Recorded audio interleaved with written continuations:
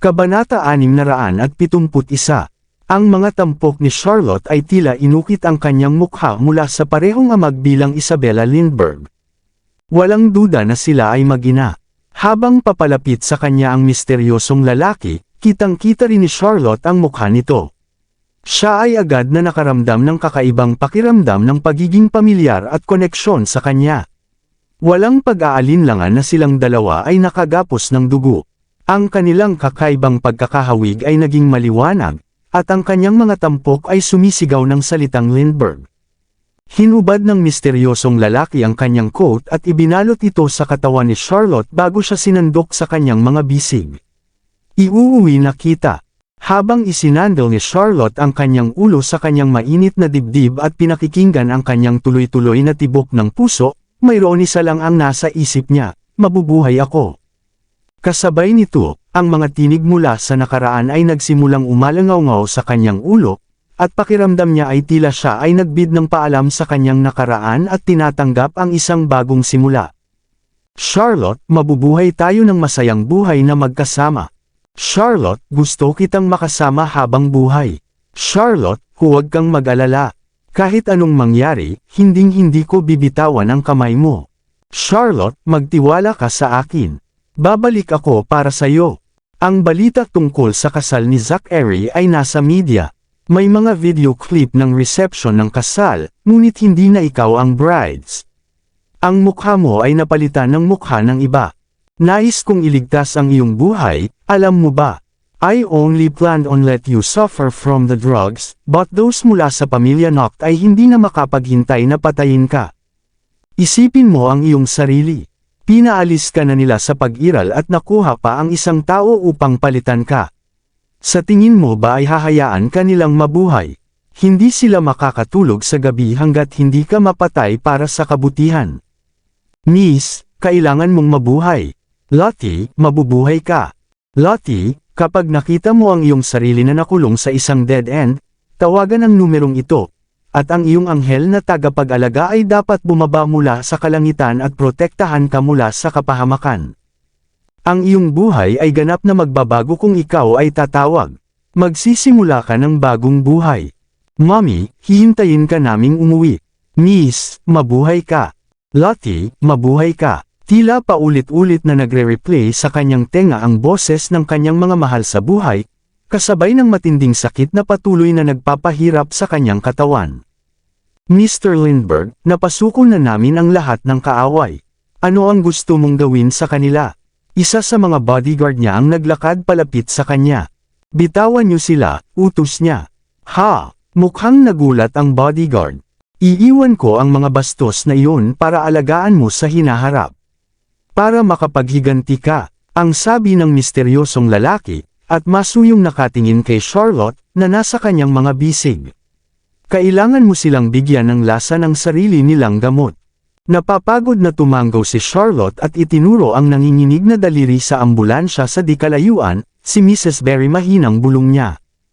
Tiningnan ng lalaki ang kanyang mga nasasakupan, at agad silang nagmadaling buhatin ang bangkay ni Mrs. Berry na nasa sasakyan. Mr. Lindbergh, ang mga tao mula sa pamilyang Noct ay nasa malapit, ulat ng isang bodyguard. Whoosh! Ang lalaki ay naghagis ng lumilipad na shuttle sa hangin, at silang dalawa ay lumipad paakyat sa helicopter. Ang kakilakilabot na lugar ng aksidente at ang pagkawasak ay nasa ilalim na ng kanyang mga paa. Habang si Charlotte ay nakatitig ng walang laman sa mga labi sa lupa, ang kakilakilabot na mga pangyayari sa araw na iyon ay muling pinalabas sa kanyang ulo. Bawat snapshot ng paghihirap na dinanas niya at ang nakakatakot na paraan ng pagkamatay ni Mrs. Berry ay patuloy na nagmumulto sa kanya. Ipinikit ang kanyang mga mata, sinimulan niyang ukit ang bawat detalye ng malalim sa kaibuturan ng kanyang puso, hinding-hindi ko kakalimutan ang lahat ng nangyari ngayon. Babayaran kita. Sa oras na ang mga mula sa pamilya Noct ay dumating sa pinangyarihan, ang tanging nakita nila ay isang wasak na ambulansya at ang mga bangkay ng mga paramedic sa paligid nito. Agad silang nagpatakbo ng isang malawak na paghahanap sa loob ng ambulansya, ngunit sina Charlotte at Mrs. Berry ay hindi makikita. Tanging si Art Hit lang ang tila nagpakita ng mga palatandaan ng buhay, kaya mabilis nilang ipinadala sa ospital. Pagkatapos, naglakbay ang pangkat sa bahay kung saan tumuloy sina Charlotte at Mrs. Berry, ngunit silang dalawa ay wala rin doon. Habang buo ang kanilang mga bagahe at mga gamit, wala na ang silver case na naglalaman ng antidote. Sa eskinita sa likod ng bahay, natagpuan nila ang maliit na kaso ng pilak sa lupa, kasama ang mga sira na bote ng antidote. Gamit ang impormasyong iyon, agad na in-update ng mga bodyguard si Henry sa sitwasyon. Nang marinig ang pinakahuling ulat, namutla si Henry. Kung ang huling bote ng antidote ay nawasak, kung gayon paano mabubuhay si Charlotte? Sino ang umatake sa kanya? Patay na ba siya? Ngunit kung siya ay talagang patay na, kung gayon nasaan ang katawan? Ang ulap ng misteryo sa paligid ng pagkawala ni Charlotte ay tila lumapot lamang. Nang sa wakas ay dumating si Zachary sa Cold Bridge na may palpitate na puso, napunta siya sa parehong mga natuklasan. Nang mawala ang kanyang pagkakalmado, tumakbo siya ng paikot-ikot na parang baliw at pumunta sa bawat lugar na maaari niyang isipin na hanapin si Charlotte. Sa walang tigil na unos, tumakbo si Zachary sa mga lansangan na sumisigaw ng pangalan ni Charlotte. Basang-basa na ang kanyang damit, garalgal ang boses, at duguan ang mga mata. Habang nakatitig siya sa nawasak na ambulansya na may hindi mapag-aalinlangang pool ng dugo sa harap nito at ang marumi, putol-putol na bridal gown ni Charlotte, ay naramdaman niyang dinudurog ang puso niya. Hindi niya mapapatawad ang sarili sa paglagay kay Charlotte sa kapahamakan at pagpayag kay Henry na ipadala siya sa isang banyagang bansa. Hindi rin niya matanggap na nabigo siyang iligtas siya sa tamang panahon. Sumagi sa isip ni Zachary ang maitim na kaisipan. Paano kung siya ay pinahirapan at namatay na? Paano kung nasasaktan lang siya sa pag-iisip ng mga iyon? Nang mas malalim ang pagkunot ng kanyang mga kilay, inilibot niya ang kanyang mga mata sa paligid niya sa gulat. Hindi pa niya naramdaman ang pagiging walang magawa at takot sa kanyang buhay. Paano kung patay na talaga siya? Ano ang dapat kong gawin pagkatapos? Ano ang dapat kong gawin? Nasa gilid si Zachary. Charlotte, where are you? Can you please come out? I don't want to play this na laro ng taguan. Lumabas ka, lumabas ka. Ang kanyang garalgal na iyak ay nawala sa rumaragasang bagyo. Si Robbie, Jamie, at Ellie ay naghihintay sa iyong pag-uwi. Nami-miss kanila bawat araw, at nangako ako sa kanila na iuuwi kita. Hindi mo ito magagawa sa akin. Charlotte, Charlotte, halika na at lumabas ka, nakikiusap ako sa iyo. Dahil sa sobrang takot at takot, lamambot ang boses niya, at kalaunan ay napaatras siya.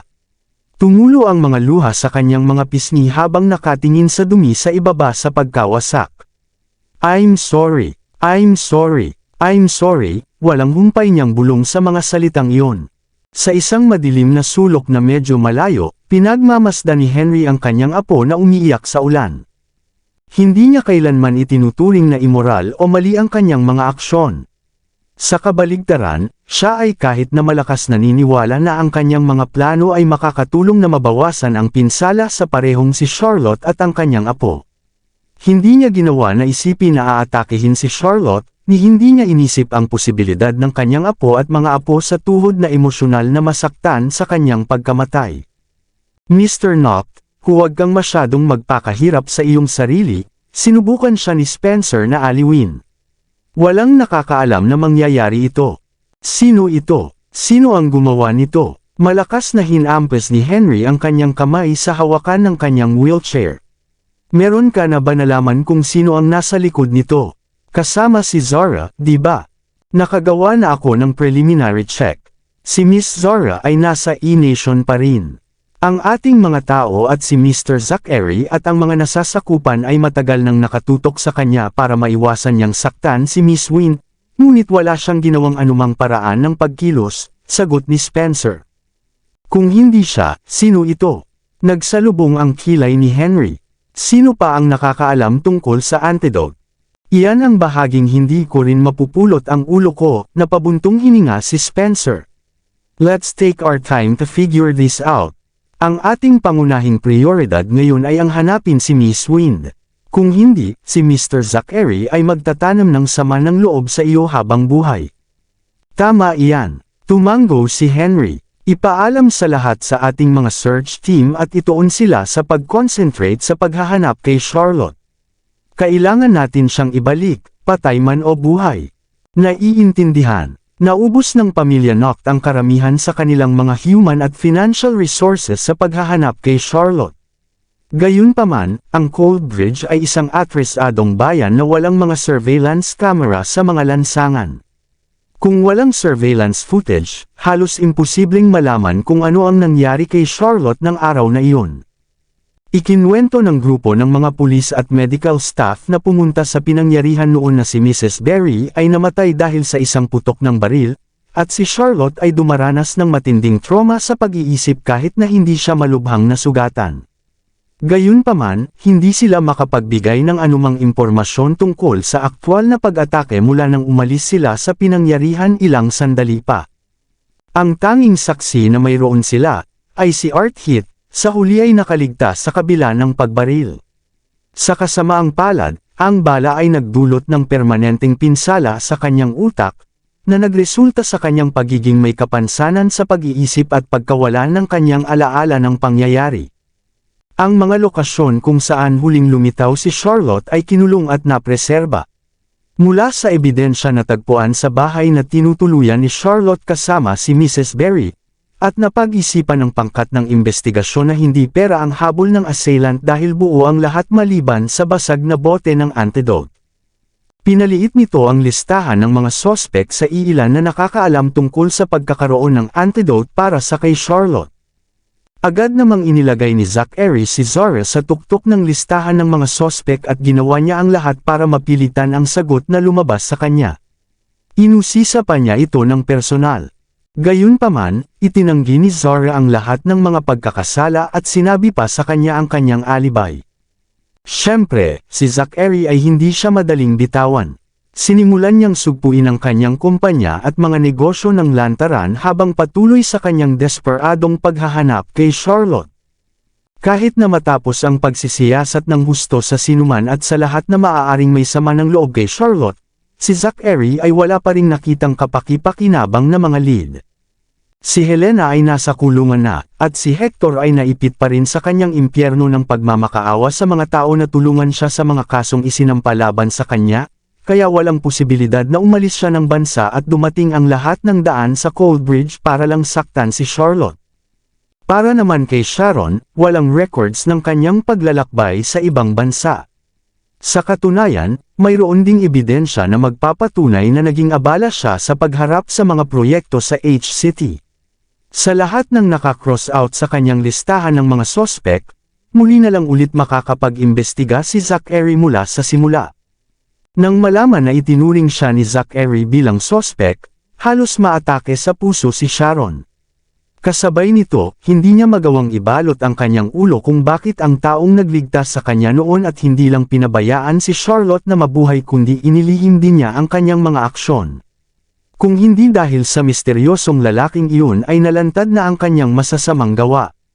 Anyways, safe ako for the time being. Dahil sa putok ng baril sa kanang palso ni Sharon, hindi siya makapagtrabaho. Lumipas ang 3 buwan sa isang kisap mata. Dahil hindi na matagpuan si Charlotte, nalilito pa rin si Zachary kung ano ang gagawin. Ang mga bata sa bahay ay nahihirapan din. Noong una, nagtatanong pa sila kung nasaan ang kanilang mga magulang. Wala na. Sa kalaunan, nagsimula na silang umiyak araw-araw, at sa wakas ay sinabi sa kanila ni Henry na ang kanilang ina ay namatay dahil sa sakit. Ang balita tungkol sa pagkamatay ng kanilang mahal na ina ay sadyang napakabigat para sa mga bata sa ganoong edad, at ang 3 maliliit ay lumubog sa kawalan ng pag-asa. Pulang-pula ang mukha ni Jamie habang umiiyak, hindi pwede. Ayos lang si Mommy. Bakit siya mamamatay? Nagsisinungaling ka. Mga sinungaling. I don't care. Hindi patay si Mommy. Hindi patay si Mommy. Tumangala si Ellie kay Henry, na humihingal sa kahirapan at umiiyak siya, gusto ko si Mommy. Gusto ko si Mommy. May mali talaga. Si Robbie ay nanginginig na hindi mapigilan dahil sa labis na kalungkutan at hindi makapaniwalang nararamdaman niya. Noong araw na ikakasal sina Mommy at Daddy, bigla ninyong kinuha na umalis si Mommy, na sinasabing gagamutin mo ang kanyang sakit, ngunit hindi mo man lang kami papayagang bisitahin siya pagkatapos. Pinapunta mo ba si Mommy sa malayo? Saan mo siya pinadala? Sinasadya mo ba kasi sa tingin mo hindi siya karapat dapat napakasalan si Daddy? Ikaw ba? Naramdaman ni Henry ang pagpintig ng kanyang puso habang pinagmamasdan niya ang kanyang mga mahal na apo sa tuhod na lumuluha. Siya ay nagkaroon ng akala niya ay handa na siyang harapin ang resulta ng kanyang mga aksyon, ngunit ngayon na nakita niya ang mga bata sa estado nito, hindi niya maiwasang makonsensya. Gayunpaman, alam niya na kailangan niyang magsama-sama at magpaliwanag ng personal sa mga bata. Hindi ako tutol sa kanilang kasal, at hindi ko hinahamak ang iyong ina dahil sa kanyang pamilya. Gayunpaman, siya ay talagang may sakit at nagkaroon ng isang kakilakilabot na nosebleed sa araw ng kasal, kaya kailangan namin siyang ipadala sa malayo para gamutin ito. Kaya lang hindi namin inaasahan na mamamatay siya sa sakit. I don't believe it. It's not like that. It can't be. Umiling-iling si Robbie. Hindi patay si Mommy. Ikaw ay sinungaling na lalaki. Mga sinungaling. Hahanapin ko si Mommy ngayon. Habang sinisigaw ni Robbie ang mga salitang iyon, tumakbo siya palabas ng silid. Sumunod sina Jamie at Ellie sa likod niya. Robbie, Mr. Robinson. Agad silang hinabol ng mga bodyguard at mga kasambahay. Bilasan niyo. Huwag niyong hayaang saktan nila ang sarili nila. Nasa lalamunan ng puso ni Henry. Naiintindihan. Sinundan sila ni Spencer kasama ang kanyang mga subordinate. Gayunpaman, bigla silang huminto sa pintuan ng bahay. Bumalik si Zachary pagkatapos ng 3 buong buwan. Paglabas niya sa kanyang sasakyan, mukha siyang magulo at nasunog. Ang isang balbas ay tumubo sa kanyang mukha, habang ang kanyang buhok ay magulo at mahaba. Parang wala siyang tulog ng matagal, at ang kanyang balat ay nagdilim, at ang puti ng kanyang mga mata ay nagkalat ng mga daluyan ng dugo. Nang makita siya ng 3 maliliit na bata, natigilan sila saglit bago sila sumugod upang yakapin ang kanyang binti. Daddy, sabi ni Lolo patay na si Mommy. Hindi ako naniniwala. Hindi ako naniniwala. Daddy, dalhin mo kami kay Mommy. Gusto ko si Mommy. Daddy, hindi patay si Mommy, di ba? Mabuti naman at maayos si Mommy, di ba? Tama ka. Yumuko si Zachary para panasan ang mga luha at uhog sa mukha ng mga bata. Ang inyong ina ay hindi patay. Siya ay buhay. Kaya lang naligaw siya ng landas. I'm trying my best para mahanap siya. Darating siya at babalik balang araw. Nabulunan si Zachary sa huling pangungusap niya. Mabilis niyang hinila ang kanyang mga anak sa isang mahigpit na yakap upang itago ang nangingilid na luha sa kanyang mga mata. Nakakataba ng puso na panoorin ni Henry ang kanyang apo na nakayakap sa kanyang mga apo sa tuhod. Siya ay may gustong sabihin pero napatahimik ng mga mata ni Zachary na nag-aalab sa puot. Napakurap siya at inayos ang likod. Nagpakita ng matapang na harapan, sabi niya, buti naman at nakabalik ka. Huwag ka na ulit gumala ng ganyan. Hindi ka basta-basta. Ikaw ang tagapagmana ng Knock Group, at ikaw ang ama ng mga batang ito. Kailangan mong managot para sa kanila. Nang marinig iyon, nanatiling tahimik lamang si Zachary at dinala ang kanyang mga anak pabalik sa kanilang mga silid. Sinubukan niyang pigilan ang kanyang galit kay Henry alang-alang sa kanyang mga anak. Pagkatapos ng lahat, sa mundo ng mga bata na maliit, pamilya ang lahat sa kanila. Nawala lang sa kanila si Mrs. Berry at ang kanilang mahal na ina. Kung may mangyari din sa kanilang lolo, mangyayari na ang kanilang kalungkutan lalo lang lalala. Anong meron sa ugali na yan? Senggal ni Henry, it's quite unexpected that Mr. Zachary can behave so calmly. Let's give him some time, sabi ni Spencer na may seryosong ekspresyon. Ginawa ko ang lahat para sa kapakanan ng ating pamilya. Para sa mga bata, kasalanan ko ba talaga? Tanong ni Henry. Ang tanong na iyon ay talagang para sa kanyang sarili. Nagmuni-muni siya sa mga kilos niya. Nagkamali ba talaga ako? Well, ang mga trahedya ay hindi pangkaraniwan sa buhay. Huminga ng malalim si Spencer. Hindi mo kasalanan, pero sa tingin ko tayo ang tiyak na responsable sa pagkamatay ni Miss Wind. Dapat tayong magpasalamat na hindi ginawa ni Ginoong Zachary na banggitin ito sa harap ng mga bata. Natahimik si Henry nang marinig ang mga salitang iyon. Nitong mga nakaraang araw, inihahanda niya ang kanyang sarili sa pag-iisip para sa isang malaking away kay Zachary kung siya ay bumalik. Gayunpaman, wala sa mga iyon ang aktwal na nangyari. At mas lalo siyang naging uneasy. Huwag kang mag-alala, si Mr. Zachary ay isang malakas na tao. Masasabi ni Spencer kung ano ang nasa isip ni Henry. Kasama ang tatlong bata na kasama niya, maya-maya ay sasanduan niya ang sarili niya, panatag niyang sabi. Oo, tumango si Henry, habang iniisip niya ang kanyang mga apo, tila sulit ang lahat. Ang panahon lang ang lulutas ng lahat ng problemang ito. Sinimulang itulak ni Spencer si Henry patungo sa pintuan.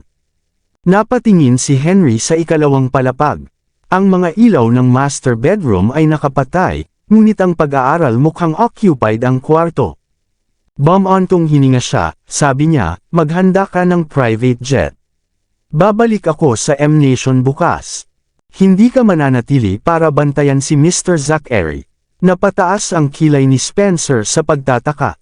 He's a grown man, not a boy. Bakit ko siya kailangang alagaan?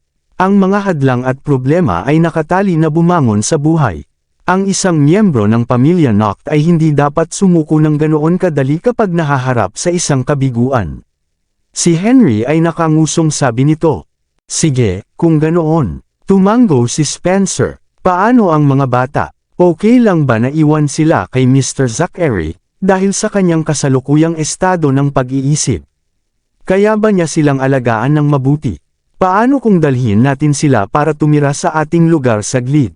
Hindi na kailangan iyon. Umiling si Henry. Ang pananatili sa mga bata ay makakatulong sa kanya na bumalik sa kanyang paanang mas maaga.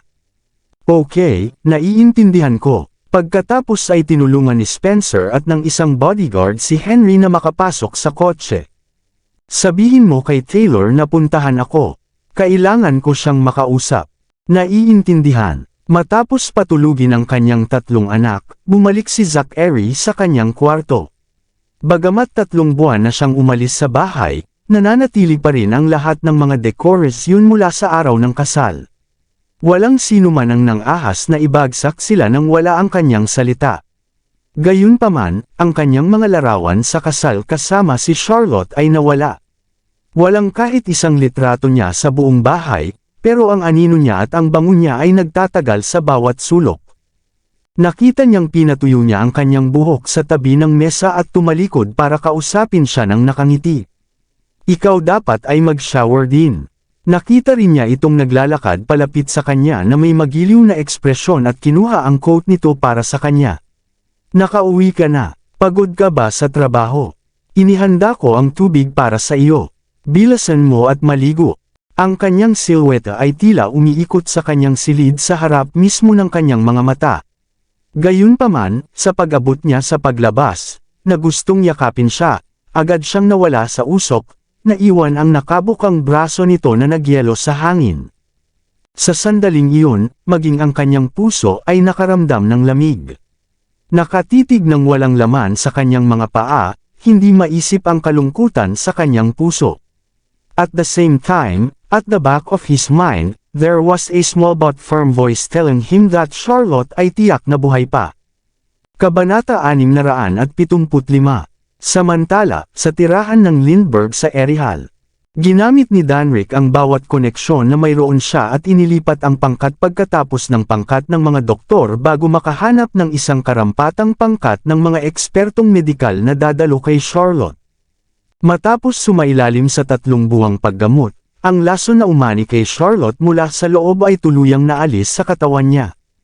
Ang tanging nahuli ay dahil sa mga epekto ng mga gamot na ginamit at ilang mga psikolohikal na kadahilanan, nagkaroon ng matinding epekto pagkatapos ng paggamot. Nawalan ng alaala si Charlotte. Ang mga alaala ng kanyang buhay bago siya lumaki ay ganap na nawala, at lahat ng naaalala niya ay ang kanyang ama, si Mrs. Berry, at ang kanyang masayang pagkabata. Bilang karagdagan sa mga iyon, si Charlotte ay magdurusa mula sa isang masakit na sakit ng ulo sa mga araw ng bagyo. Gayunpaman, wala sa mga iyon ang tila mahalaga sa lahat. Pagkatapos ng lahat, si Charlotte ay magsisimulang muli ng kanyang buhay. Si Danrick ay gumamit ng isang pangkat ng mga eksperto upang sanayin si Charlotte na maging isang buong-buo na nasa hustong gulang. Sila nagsimula siyang turuan mula sa unang bahagi, na nagbibigay ng lahat ng uri ng mga kasanayan at kaalaman sa pamamahala ng negosyo. Desidido siyang hubugin siya bilang isang nararapat na miyembro ng pamilya Lindbergh. Makalipas ang 2 taon, sa isang auction house sa H-City. Pagkatapos ng ilang taon ng mabilis na pag-unlad ng lungsod, ang H-City ay lumitaw bilang ang pinakamayamang lungsod sa bansa na may pinakapang ekonomiyang aktibidad. Ang bawat pulgada ng lupa ay kasing halaga ng ginto, at mga developer ng real estate ay nakapatong ang kanilang mga daliri sa bawat huling bahagi ng lupain sa lungsod. Halos wala ng lupain pa para sa pag-unlad. At kaya, ang pinakabagong proyekto sa rehiyon ng South Sea ay naging pinakakanais-nais na proyekto kailanman, at ang mga mamumuhunan mula sa buong mundo ay nasa isang mainit na labanan tungkol dito. Sa auction noong araw na iyon, hindi lamang ilang piraso ng lupa sa lugar ng South Sea ang ibinebenta, kundi ang pagmamay-ari sa buong lugar ng South Sea mismo ay ipina-auction din. Gaya ng inaasahan ng isa, sa maraming kumpanya ang nagpadala ng kanilang mga kinatawan upang lumahok sa bidding, kabilang ang higanteng industriya, ang Divine Corporation. Gayunpaman, ang presidente ng Divine Corporation, si Zack Ehry, ay pinananatiling medyo mababang profile para sa nakalipas na ilang taon, na tumatangging magpakita sa publiko sa halos lahat ng oras, kaya ang mga kinatawan ay ipinadala ng Divine Corporation ay ang bagong halal na vice-presidente, sina Lucy, at Johan Sterk, na isa sa mga tagapagtatag. Mainit at hektik ang kapaligiran sa auction house. Ang lahat ay nasa isang matinding kompetisyon na makuha ang pangwakas na premyo. Dumating ang mga kinatawan mula sa Divine Corporation ng 10 minutong huli ngunit gayon pa man naging sentro ng atensyon nang magpakita sila. Nagsimula na ang bid para sa pagmamay-ari sa lugar ng South Sea.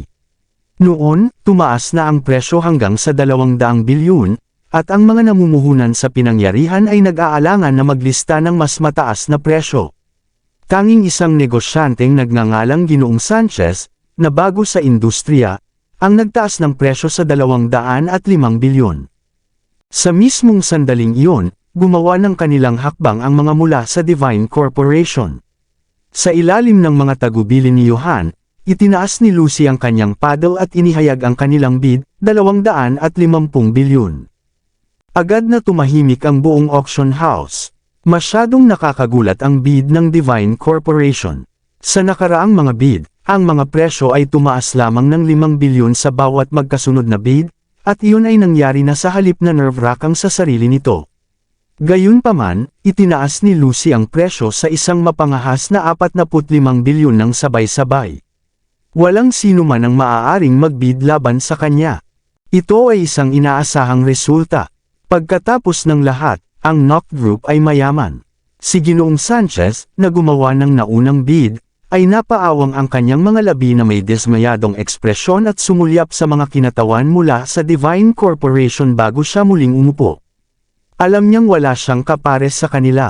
250 bilyon ang pupunta ng isang beses. 250 bilyon ng 2 beses. 250 bilyon ang pupunta. 300 bilyon. Biglang umalangaw-ngaw sa silid ang malutong na boses ng isang dalaga, at naputol ang auctioneer sa kalagitnaan ng pangungusap. Natigilan ang lahat. Nagsimulang lumingon ang mga ulo patungo sa pasukan ng auction house. 8 babaeng bodyguard na nakaitim ang pumasok sa silid at pumila sa 2 maayos na hanay, at nag-iwan ng daanan sa loob sa pagitan. Ilang sandali pa, isang misteryosong babae ang pumasok sa lugar. Nakasuot ng fitted white suit na nakatali ang kanyang buhok sa isang casual na low ponytail, ang dalaga ay nakasuot ng magaan, at natural na makeup na nagpatingkad sa kanyang matalas, napakarilag na katangian, na nagpapalabas ng aura ng isang reyna. Agad na naging sentro ng atensyon ang binibini na kagagaling lang sa kanyang matingkad na anyo ng auction house. Oh, Diyos ko! Nagulat si Lucy sa kanyang nakita. Napabuntong hininga sa pagkabigla, bumulong siya, di ba si Miss Wind? Nanlaki din ang mga mata ni Johan sa pagtataka. Napako ang tingin sa binibini na kakapasok lang ng silid na hindi man lang kumukurap. Hindi makapaniwala sa kanyang nakita, at kinusot niya ang kanyang mga mata at tumingin muli. Nilagpasan na sila ng dalaga at eleganteng umupo sa upuan sa tabi nila. Ang mga salitang Lindbergh Corporation ay nakasulat sa kanyang paddle. Ito ang kinatawan mula sa Lindbergh Corporation. Napuno ng excitement ang kwarto. Ang maalamat at hindi kailanman ipinakita ni Mr. Lindbergh ang kanyang mukha. So, sino itong binibini? Pwede ba ang fiancé niya? Well, nag-aalok si Miss Lindbergh ng 300 bilyon, may iba pang bidder. Excited na bulalas ng auctioneer. Lahat ng mata ay nakatuon sa mga kinatawan ng Divine Corporation. Pagkatapos ng lahat, ang Knock Group lang ang may kakayahang makipagkompetensya sa Lindbergh Corporation. Mabilis na bumalik sa katinoan si Lucy at bumulong sa tenga ni Johan. Inutusan kami ni Mr. Knock na huwag magbid ng anumang mas mataas sa 260 bilyon.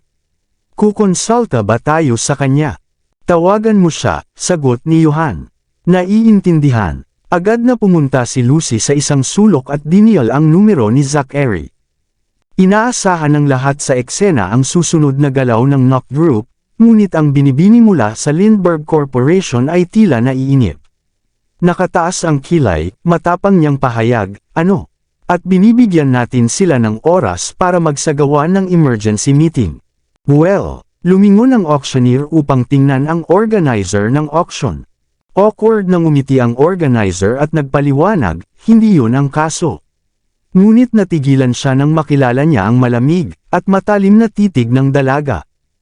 Ayon sa karaniwang protocol, ang pinakamatagal na maaari nating hintayin ay 60 segundo, ang tagapag-ayos ng mabilis na naidagdag ang auction. Ang kahanga-hangang binibini pagkatapos ay gumawa ng isang kilos. Kaagad, ibinigay ng organizer ang kanyang tugon, magsisimula na ang countdown. Okay, sa pamamagitan nito, lumitaw ang isang digital timer sa screen ng projector. Kasabay nito, inihayag ng auctioneer, nag-aalok ang Lindbergh Corporation ng 300 bilyon. Anumang iba pang mga bidder. Walang sinuman sa silid ang nang-ahas na magbid. Ang ilan ay itinago pa ang kanilang mga paddle at ginawa ang kanilang sarili na komportable sa kanilang mga upuan habang hinihintay nilang panuurin ang huling showdown. Samantala, palihim na sinulyapan ni Johan ang ginang mula sa Lindbergh Corporation. Ang kanyang mukha ay ang katulad ng kay Charlotte ilang taon na ang nakalilipas, ngunit iba ang aura na ipinalabas niya. Ang dominante at mapagmataas na kilos na ipinakita niya noon ay hindi maaaring gawin na si Charlotte, ang mabait pero clumsy na babae. So who the hell is she? Habang pinagmamasdan ni Lucy ang digital timer, lalo siyang nababalisa habang dumadaan ang bawat segundo. Mr. Knock, pakisagot ang telepono. Pakisagot ang telepono, bulong niya sa sarili.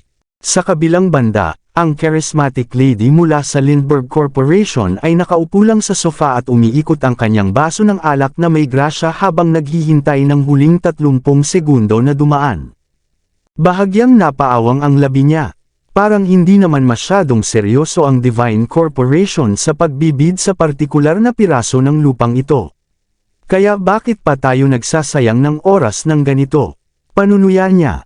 Young lady, ang aming Pangulo ay nagpapanatili ng mababang profile para sa mga personal na kadahilanan, hindi dahil siya ay hindi seryoso sa negosyo. Makipagkompetensya tayo ng patas sa auction na ito. Susunod kami sa mga patakaran, kaya mangyaring gawin ang pasensya. Medyo magiliw at kalmado ang tunog ni Johan. Hindi ako naiinip. Nakangiting tumaas ang isang kilay ng dalaga. Kaya lang kahit si Zachary Knock ay narito, hindi siya makakabayad ng 300 bilyon. Sa sandaling binigkas niya ang kanyang huling pangungusap, naging awkward ang kapaligiran sa silid. Pagkatapos ng lahat, ang Knock Group ay nanatili sa tuktok sa industriya sa loob ng maraming taon, kaya walang nang ahas na gawin itong saktan sila kahit kaunti. Kaya naman, nagulat ang lahat nang ang dalaga ay nagkaroon ng lakas ng loob na magbitaw ng mga matatapang na salita. Gayunpaman, ito ay hindi isang ganap na hindi maiisip na mga pangyayari dahil siya ay mula sa pamilya Lindbergh. Ang pamilya Lindbergh at ang pamilya Noct ay sinumpaang magkaribal. Ang kanilang mga ari-arian at impluwensya ay maihahambing, kaya hindi sila natatakot na makipagkompetensya sa isa't isa. Sa nakalipas na 20 taon, ang dalawang mga pamilya ay umunlad ng mapayapa ng walang anumang direktang paghaharap, ngunit ang binibini ng Lindbergh ng pamilya ay tila masigasig sa pagsira sa kapayapaan. Young lady, hindi yun paraan para magsalita. Nakakunot ang mga kilay ni Johan, at medyo naging mabagsik siya. Ang Noct Group. Oh, ang ingay mo. Nakasimangot din ang dalaga na may iritadong tingin. Tapos na ba ang oras? Miss Lindbergh, may 10 segundo pa, ang ulat ng babaeng bodyguard.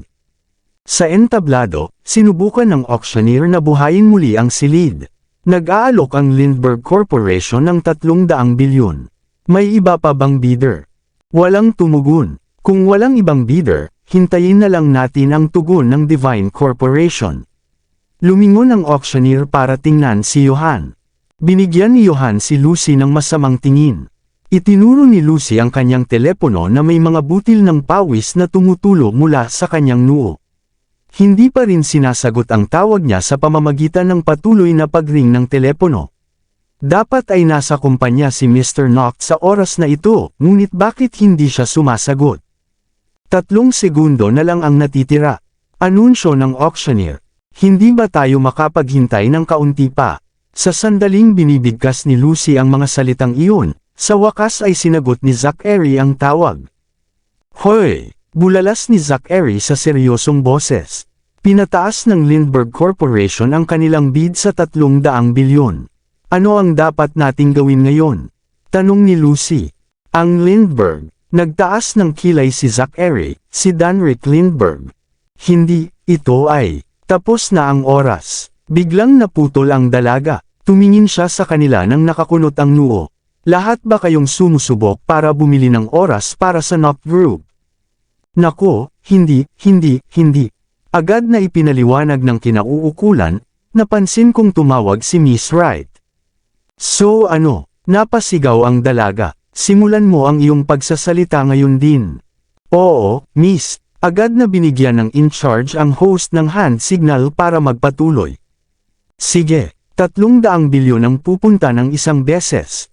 300 bilyon ang pupunta ng 2 beses. Anong gagawin natin? Dapat ba? Nagpanik si Lucy, Mr. Noct. Saglit na natigilan si Zachary at sa wakas ay nagtanong, sino ang taong iyan? Siya ay, pupunta ng 3 beses. Mr. Noct, nauubusan na tayo ng oras. Dapat ba? Nabenta na. Bago makumplito ni Lucy ang kanyang pangungusap, ang deal ay selyado na. Lahat ng naroon ay natulala. Ang Noct Group ay natalo sa isang bid sa pinakaunang pagkakataon. Ito rin ang pinakaunang auction ng Lindbergh Corporation sa bansa, at naging matagumpay ito. Nangangahulugan din ito na na-checkmate ng Lindbergh Corporation ang Noct Group sa unang pagkakataon. Congratulations sa Lindbergh Corporation para sa pag-secure ng South Sea Territorial Waters, ang host ay inihayag. Makikipag-ugnayan kami sa iyong kumpanya para gawin ang mga kinakailangang pagsasaayos. Salamat. Napangiti ang dalaga at lumabas ng gusali na mukhang masungit. Lahat ng tao sa bulwagan ay nagsimulang magbigay sa kanya ng isang malakas na palakpakan. Lahat sila ay natigilan ng masaksihan kung paano natalo ang Noct Group sa isang batang babae. Humanga rin sila sa kanyang pagiging matatag sa bid. Parang hindi siya tinakot ng Noct Group sa lahat. Miss, tumakbo si Johan palapit sa kanya. Yes, Mr. Stirk. Lumingon ang dalaga at nagtanong ng may paggalang ngunit walang ekspresyon. Kung tatanungin ko, ikaw ba si Charlotte Wynne? Bulong ni Johan sa tenga niya. Ako ay isang Lindbergh. Napangisi ang dalaga. Charlotte Lindbergh. Tumawid ang dalaga sa pasilyo at umalis. Napatingin si Johan sa likod niya at natigilan. Mr. Stirk, Tumakbo si Lucy palapit sa kanya. Papunta na si Mr. Knock ngayon, at gusto niyang pigilan ko ang babae mula sa pag-alis. Anong sabi niya? Tinanong ko kung siya si Charlotte Wind, ngunit sinabi niya ang kanyang pangalan ay Charlotte Lindbergh. Umiling si Johan sa hindi makapaniwala. Hindi lang sila magkamukha, pero magkaparehas din sila ng pangalan. Siya dapat iyon. Agad na tinakbo ni Lucy ang dalaga. Napakaganda ng itsura ni Charlotte nang lumabas siya ng hall kasama ang 8 babaeng bodyguard sa likod niya. Bago sila sumakay sa kotse, sumigaw si Lucy mula sa malayo. Miss Charlotte! Tumigil sa paglalakad si Charlotte. Lumingon siya at walang pakialam na tumingin kay Lucy. Miss Charlotte, ako si Lucy Wright, ang Vice President ng Divine Corporation. Naaalala mo ba ako? Humihingal si Lucy pagkatapos ng mabagal na pagjogging. Bakit naman kita aalalahanin? Sabi ni Charlotte sa malamig na boses. Ako, medyo natigilan si Lucy at agad na humingi ng tawad, I'm sorry. What I'm trying to say is, si Mr. Knock ay nais na makilala ka. Is it possible for you to wait a while? He's on his way here now. Zachary Knock.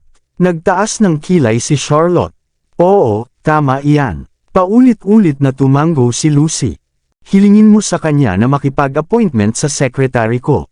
Walang pag-aalinlangan, lumingon si Charlotte at sumakay sa kotse niya. Miss Charlotte, nang gustong lumapit ni Lucy, isang babaeng bodyguard ni Charlotte na masungit ang mukha ang tumayo at pinigilan siya. Walang pagpipilian si Lucy kundi ang tumalikod at panuulin si Charlotte na umalis sa kanyang Rolls-Royce Phantom.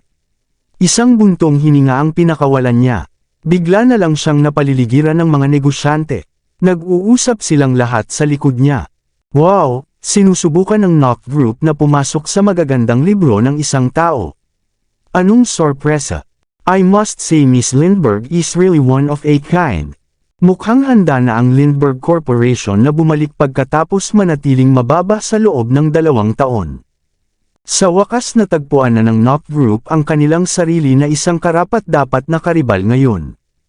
Umalis siya. Lumapit si Johan at nagtanong ng makita kung gaano ka-awkward si Lucy. Wala siyang magawa kundi bigyan siya ng isang mapait na ngiti. Siguro pinahirapan kanya. Tumango si Lucy sa kahihiyan. Sinabi ko sa kanya na papunta na si Mr. Knock dito at umaasa akong makapaghihintay siya. Guess what she said?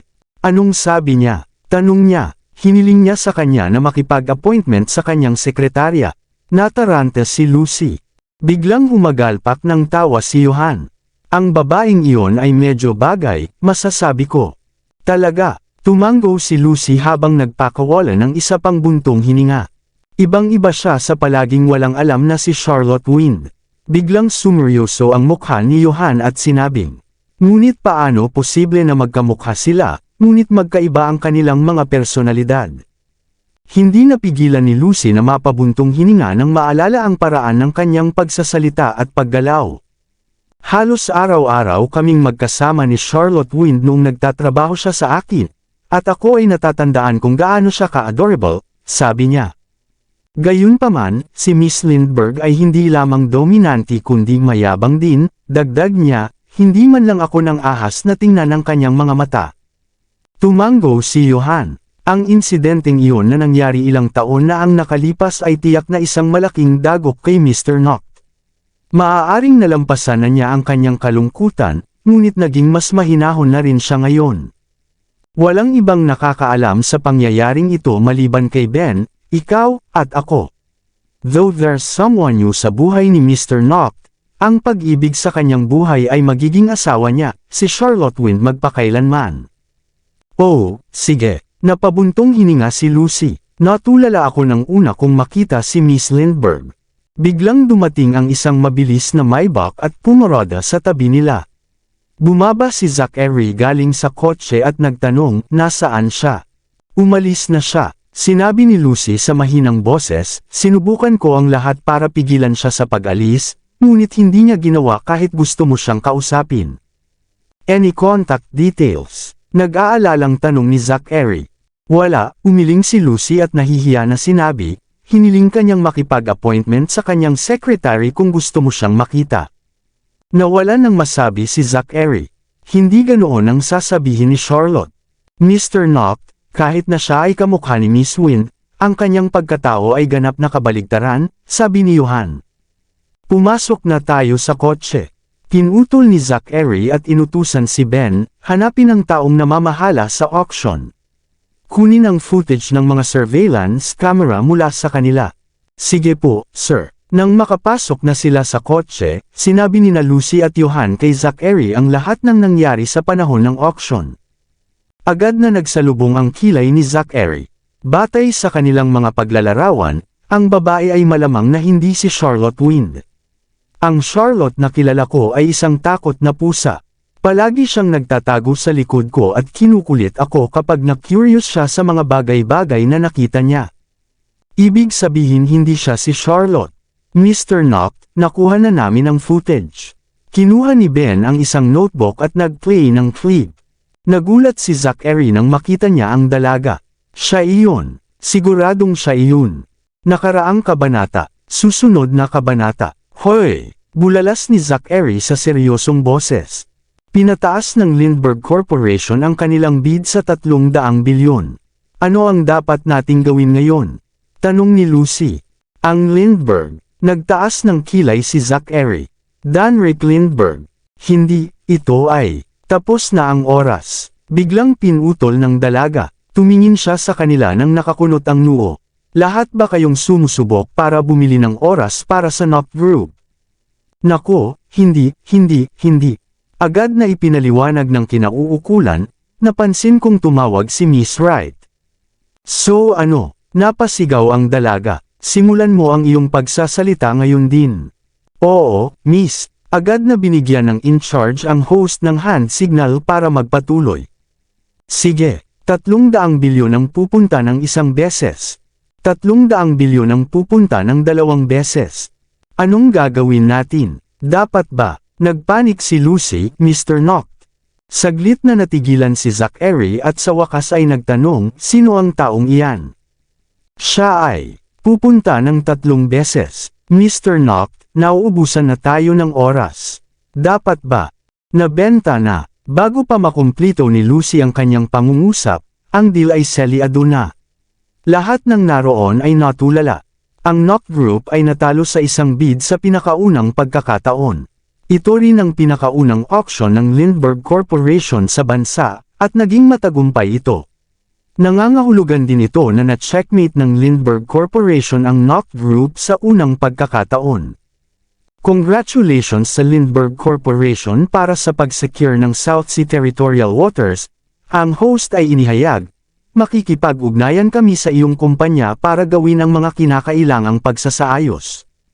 Salamat. Napangiti ang dalaga at lumabas ng gusali na mukhang masungit. Lahat ng tao sa bulwagan ay nagsimulang magbigay sa kanya ng isang malakas na palakpakan. Lahat sila ay natigilan ng masaksihan kung paano natalo ang Noct Group sa isang batang babae. Humanga rin sila sa kanyang pagiging matatag sa bid. Parang hindi siya tinakot ng Noct Group sa lahat. Miss, tumakbo si Johan palapit sa kanya. Yes, Mr. Stirk. Lumingon ang dalaga at nagtanong ng may paggalang ngunit walang ekspresyon. Kung tatanungin ko, ikaw ba si Charlotte Wind? Bulong ni Johan sa tenga niya. Ako ay isang Lindbergh. Napangisi ang dalaga. Charlotte Lindbergh. Tumawid ang dalaga sa pasilyo at umalis. Napatingin si Johan sa likod niya at natigilan. Mr. Stirk. Tumakbo si Lucy palapit sa kanya. Papunta na si Mr. Noct ngayon, at gusto niyang pigilan ko ang babae mula sa pag-alis. Anong sabi niya? Tinanong ko kung siya si Charlotte Wind, ngunit sinabi niya ang kanyang pangalan ay Charlotte Lindbergh. Umiling si Johan sa hindi paniniwala. Hindi lang sila magkamukha, pero magkaparehas din sila ng pangalan. Siya dapat iyon. Agad na tinakbo ni Lucy ang dalaga. Napakaganda ng itsura ni Charlotte nang lumabas siya ng hall kasama ang 8 babaeng bodyguard sa likod niya. Bago sila sumakay sa kotse, sumigaw si Lucy mula sa malayo. Miss Charlotte. Tumigil sa paglalakad si Charlotte. Lumingon siya at walang pakialam na tumingin kay Lucy. Miss Charlotte, ako si Lucy Wright, ang Vice President ng Divine Corporation. Naaalala mo ba ako? Humihingal si Lucy pagkatapos ng mabagal na pagjogging. Bakit naman kita aalalahanin? Sabi ni Charlotte sa malamig na boses. Ako, medyo natigilan si Lucy at agad na humingi ng tawad, I'm sorry. What I'm trying to say is, Mr. Noct ay nais na makilala ka. Is it possible for you to wait a while? He's on his way here now. Zachary Noct. Nagtaas ng kilay si Charlotte. Oo, tama iyan. Paulit-ulit na tumango si Lucy. Hilingin mo siya na makipag-appointment sa secretary ko. Walang pag-aalinlangan, na lumingon si Charlotte at sumakay sa kotse niya. Maraming salamat sa lahat ng sumusubaybay. Please subscribe and follow my YouTube and Facebook channel, Filipino Novel. Maraming salamat po. Napatingin si Zachary sa dalaga at nakilala agad ito. Bagamat 2 taon na siyang nawawala, malinaw na nakaukit sa kanyang alaala ang imahe ng kanyang mukha. Alam niya, sigurado, siya si Charlotte Wind. Ngunit sinabi niya na ang pangalan ng kanyang pamilya ay Lindbergh, maingat na sabi ni Lucy, at sinabi niya na ang kanyang pangalan ay Charlotte Lindbergh. Mukhang hindi niya kilala kami ni Lucy, at sa palagay ko hindi siya kumikilos. Dagdag pa ni Johan, we have to na mag-ingat, Mr. Noct, dahil isa siya sa mga Lindbergh. Alam ko, ikanaway ni Zachary ang kanyang kamay sa hangin para iwaksi ang kanyang pag-aalala. Alam ko ang limitasyon ko. Binuksan ng bodyguard ang pinto para makababa sina Lucy at Johan sa kanyang sasakyan. Alamin kung sino si Charlotte Lindbergh, utos ni Zachary habang sinusubukang pigilan ang kanyang emosyon. Yes, sir, sagot ni Ben. Paulit-ulit na tinitignan ni Zachary ang clip sa notebook na puno ng halo-halong emosyon. Siya ba yun? Siya ay bumalik. Nagpasya ba siyang bumalik pagkatapos magampo ng isang bagong pagkakakilanlan? Parang sinadya nitong lampasan siya para lang hamunin ang awtoridad nito. Mayroon kaming mga update, agad na iniulat ni Ben pagkatapos tapusin ang isang tawag. Si Charlotte Lindbergh ay ang nakababatang kapatid na babae ni Danrick Lindbergh. Kababalik lang niya sa bansa para tumulong sa pagpapatakbo ng Lindbergh Corporation matapos ang kanyang pag-aaral sa Englander. Siya ang may hawak ng 20% ng mga share ng Lindbergh Corporation at siya ang pangalawang pangunahing shareholder ng kumpanya, patuloy ni Ben. Wala pa siyang marka sa mundo ng negosyo, at nakagawa na siya ng kanyang unang pampublikong pagpapakita sa auction ngayon. 20%. Biglang sumimangot ang mukha ni Zachary. Hawak ni Zara ang 10% ng shares, at samantalang si Chris ay nagmamay-ari ng 5%. Nangangahulugan ito na ang batang babae na nagngangalang Charlotte ay may mas maraming share kaysa sa dalawa na pinagsama. Tama iyan. Tumango si Ben. She's definitely not a small fry. Come to think of it, if Danrick was the one na nagligtas kay Miss Wind ilang taon na ang nakalipas. Agad na nagdilim ang mga mata ni Zachary. Wala tayong masyadong alam tungkol sa nangyari sa Cold Bridge, at ang mga talaan ay nabura. Tayo ay naghahanap sa kung saan-saan para kay Charlotte ngunit walang pakinabang. Ang dapat si Lindbergh ang utak sa likod ng pagkawala niya. Tama. Hindi ako makapaniwalang nalampasan talaga natin ito.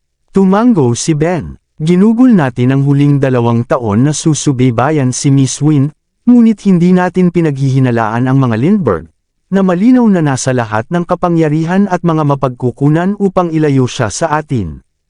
Huminto sandali si Ben bago gumawa ng disclaimer. But that's merely our speculation. Itong si Miss Lindbergh ay maaaring hindi si Miss Wind. O maaaring siya ay isang taong kinuha ni Danrick upang makipaglaro sa isip mo. Nang marinig ni Zachary ang sinabing iyon, natahimik si Zachary at nag-isip ng malalim.